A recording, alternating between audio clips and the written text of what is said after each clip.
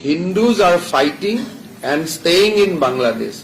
Last 1 month we have not detected a single Hindu people, but we are arresting in last 1 month 35 Muslim inflation.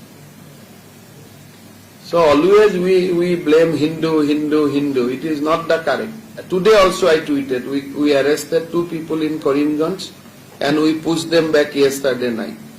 So there is no record. অসমতে হক সব জায়গাত মানুহে ভাবে খালি হিন্দুৱে বেয়া কামবোৰ কৰি থাকে যিমানটা লাষ্ট মই 30 দিনত every day I put it on tweet we have intercepted and pushed them back, and fortunately unfortunately they are all belongs to one community, not from Hindu community. Hindu is fighting and no Hindu is trying to come to India. Hindus are only requesting our Prime Minister to impress upon government of Bangladesh to ensure security. Eto koto moi to aji last 2 months Bangladeshot gandagol har pora moi khub closely observe kori aso.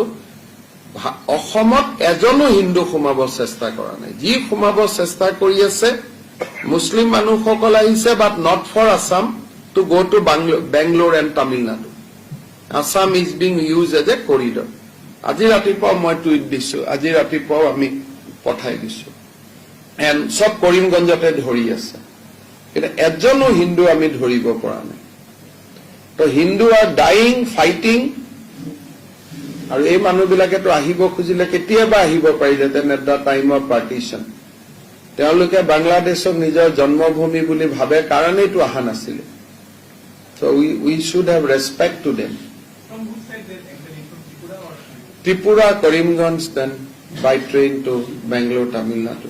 So Tripura government dhori ase, amiu dhori aso, BSF dhori ase, কিন্তু বাংলাদেশত textile ইন্ডাষ্ট্ৰিটো বন হোৱাৰ পিছত তাত involve থকা labour বিলাক they are moving towards Tamil Nadu.